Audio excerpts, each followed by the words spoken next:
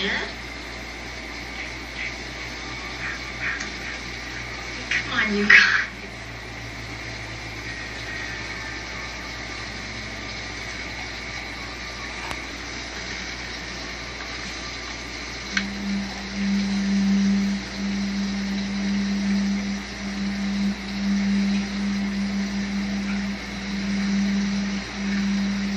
Ollie and free.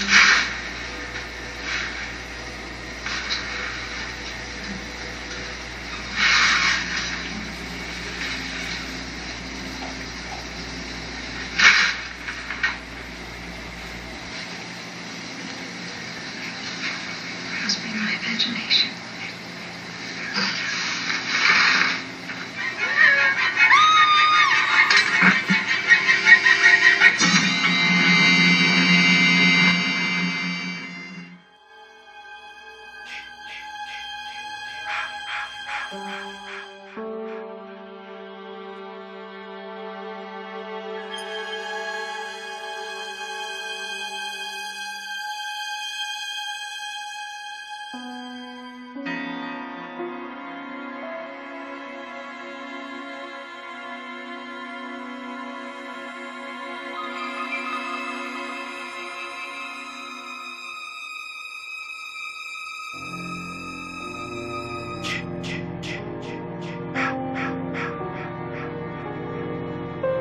What's up, creepers and geekers? Happy Friday the fucking 13th.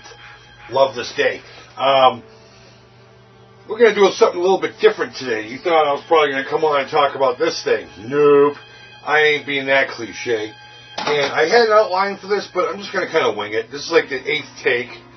And since it's not my norm, I'm having a little hard time with this. So if you like it, you like it. If you don't, whatever. Let me get some light on me. There we go. Yeah, look at that. You can probably see me now, huh? So, it's Friday the 13th, and what are we going to be talking about today? Well, we're going to be talking about another one of the Atari Creep's passions. I almost used my real name. Not that you don't know it. But, Friday the 13th, the phrase itself is pretty near and dear to my heart. I'm not necessarily a folklore kind of guy. I'm not into superstitions or anything like that. But mainly, we'll talk about the film and what it means to me, and horror in general. If you don't know by now, I'm a horror nut. If not more so than video games. Because there is more life than just video games. Believe it or not. And horror has always been a huge part of my life, and you're going to find out in a few minutes why. What have I done within horror? Well, I've collected. Most of my collection's gone now because of my ex-wife, but I had a collection of horror memorabilia and stuff that would rival Dean at Round 2 Gaming's room. I swear to God. I wish I still had some of it. I'd be doing an 18-part game.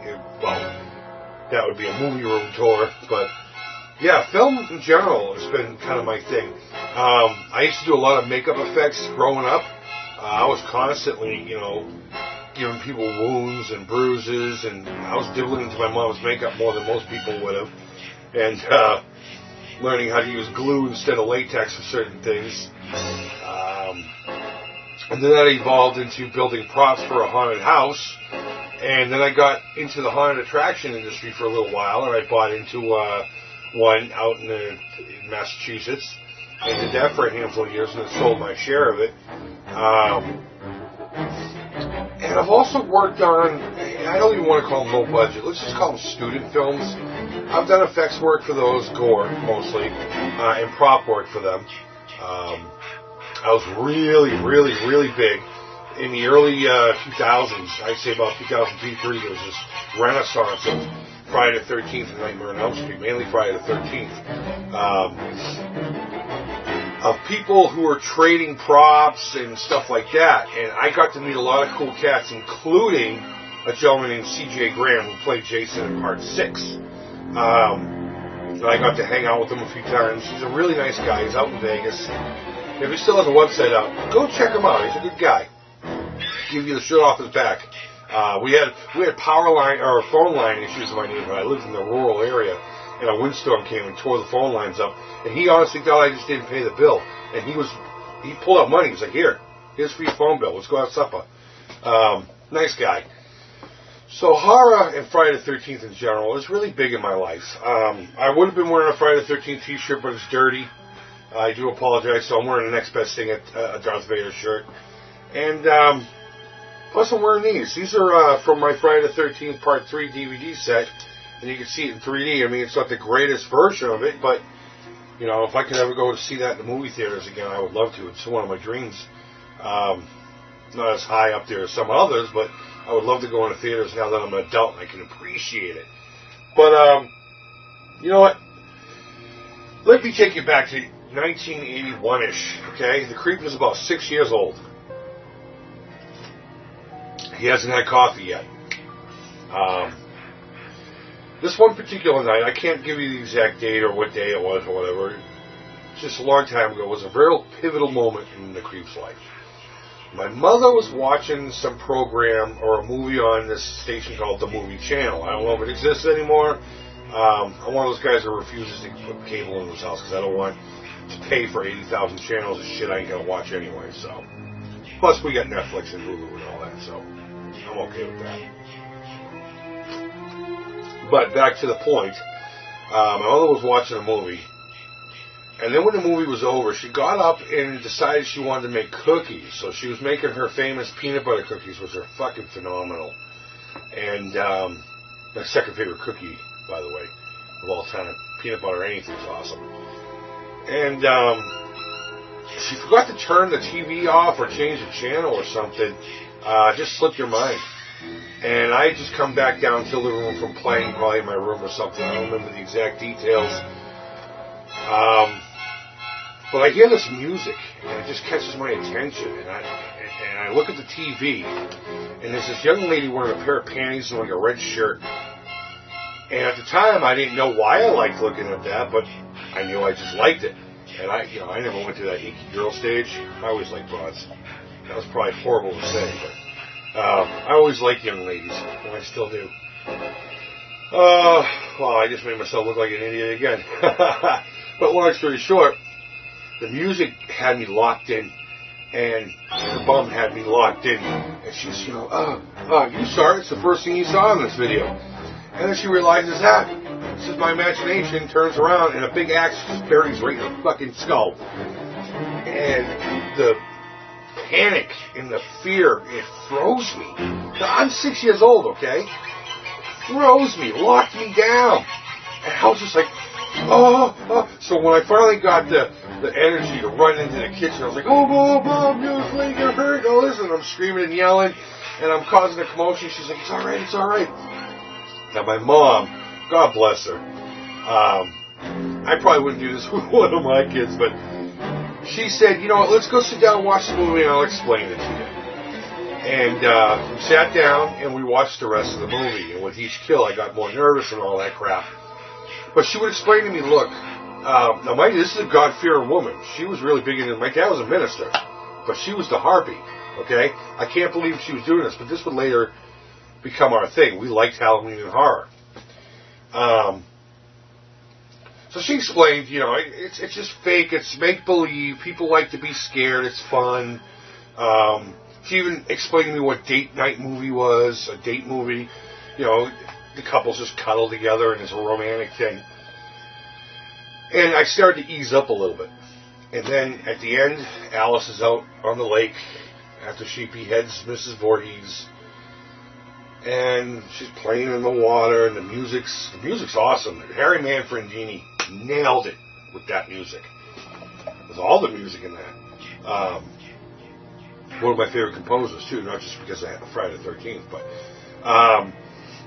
the cops show up. So, you see cops, you hear the music. It's always safe at that point. And then at the moment, you're not even thinking about it. Little Jason Mongoloid fuck comes out of the water, grabs her dumbass and throws her into the lake. Now, they changed it into a dream sequence, which is stupid. They should have just locked it right there. Went down to the water, fade to black, roll credits. But that's just me. And that terrified the hell out of me. I couldn't sleep for fucking weeks. And shortly thereafter, I started craving that. And I slowly understood what my mom was talking about. So I would sneak down in the middle of the night. I would go into little TV guides looking for Nightmare on Elm Street and Friday the 13th after, of course, Nightmare on Elm Street came out. But just looking for anything that said the word horror after. And I could read a little bit. I knew what the big solid black R meant next to a movie too, so wink wink, that's not say no more, say no more. But yeah, that was a pivotal role in my life. It just, my life was changed forever. I was only 6 years old, and I know a lot of things could have changed my life, but that was it. And now I surround myself with the macabre. My art is dark, only because I'm trying to get out demons, and that's what I'm into. I still make horror props. I mean, you know about the Fiji mermaids. If you haven't seen this guy yet, you got to go to my Million Macabre art page, and/or I did do a video on how I made this guy.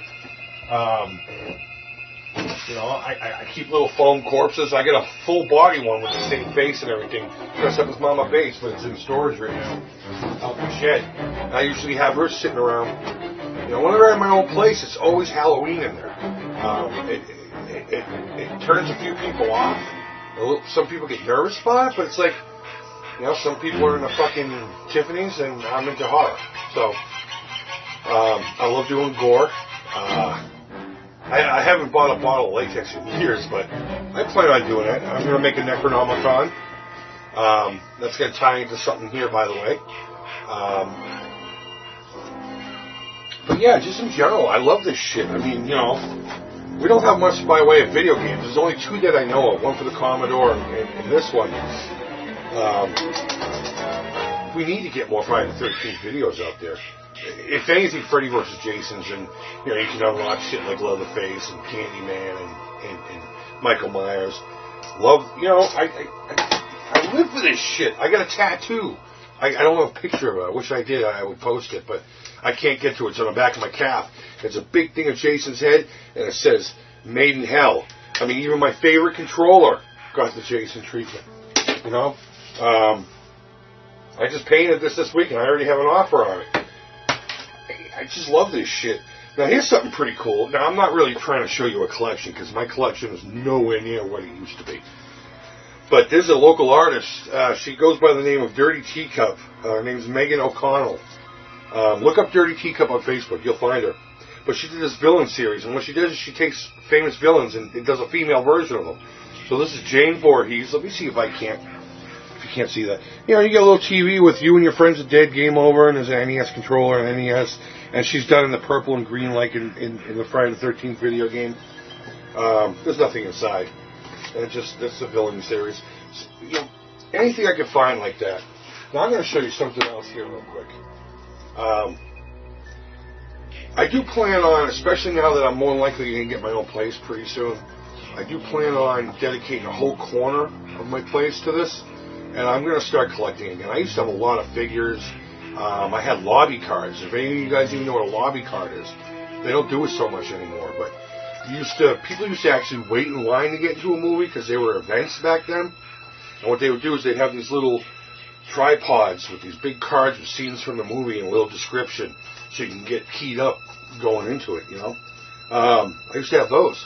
I even had these little 35mm reels of film that were trailers for certain movies. I had them for more than just Friday the 13th, but I had a lot of them for Freddy vs. Jason because it was relative then. But I think I had one for Part 3, Part 7. I almost got a reel of Friday the 13th Part 7 film, you know, movie theater film, but I was outbidded by $200. The cabin in Friday the 13th Part 2 went up for sale. I had a little Jason fan site called F13fan.com, and I was more focused on the fans, doing cosplay and building props and stuff, and I built a lot of Freddy gloves and sent them out and got masks and stuff, but yeah, I mean, I know I'm just babbling now, and it's probably boring as hell. I gotta get it out though, you know. But God, where was I? I'm going all over the place with this. But let's just say that Friday the 13th and horror in general has influenced my life, and it still is. I'm gonna have a little corner dedicated to it. God. Some of the masks I had were actually pulled off of like the Part 6 mask. CJ Graham got me in contact with the guy who did the prop work for that, effects makeup. He actually had the same mold from that mask, and he pulled me a mask off of that one. I paid a few bucks for it, and he painted it, but that's gone too now. And I also had a Freddy vs. Jason mask that started out as a Part 3 mask that was made by the guy who ended up making the Freddy vs. Jason mask after the fact. How cool is that? So I decided to get the thermal and like carve the lines into it. I had a burlap coat in Freddy vs. Jason style that was made by the guy who actually did it in the films. So I didn't really pay much for that. I built a Freddy 11 retraded. And that Renaissance was awesome. It's not as good as it used to be, but... so my last point, okay? The last point is going to be... March also has a Friday the 13th. And I plan on doing a video for that. I'm going to use the same intro, maybe. And I got a little something here that's going to turn into something groovy. And I'm going to keep moving it so you can't really focus on it. But when this fucker's done... This will be the subject then, and we will do video game related. But let me recap by why I like Friday the 13th so much. The movie. If you watch the first floors, excuse my dog's barking. Okay, my neighbor's got a dog. You usually hear like, yep, yep, yep, yep. That's my neighbor's dog, and then they bark at it. It's a nightmare. Friday the 13th, the movies, the first four. Let's just talk about the first four, and then I'll sign out, and you can go on your fucking day. A little sleazy movie. They're sleazy. Don't get me wrong. They're gritty. They're dark. They're gory in most cases. I mean, I know a lot of it got cut out, but you can get the uncut versions now. Just the way they were made fascinates me. You know, movies aren't made the same way that they used to be. Yes, there are budget movies, but the budgets are... I could make a movie off of those low budget movies. But back then, we're talking nothing. Nothing money. And that's what created sparked the creativity. They didn't have a lot of money for locations, so let's centralize that at a camp. I mean, it's really just that simple. Tom Savini's work in that is excellent. If you don't know who Tom Savini is, you need to fucking jump off the planet. Tom Savini is like a god to me. Him and Greg Nicotero. But, yeah, I guess that's enough about Friday the 13th, guys. Is there anything about Friday the 13th that you dig? Go ahead and let me know down below. Are you superstitious? Do you not go out today? Do you look out for black cats and all that shit? Because the black cat did just show up in his neighborhood. I'm not superstitious, but I'm just saying. So that's it, guys. Happy Friday the 13th. I hope everyone has a fun and safe weekend. I'm going to try to get a video game related video up this week. If not, it'll be up or this weekend. But it'll be up during the week sometime. And I hope this didn't bore you too much because everyone wants to watch video game shit. And I'm not doing that today. So that's it, guys. Take care. Bye-bye.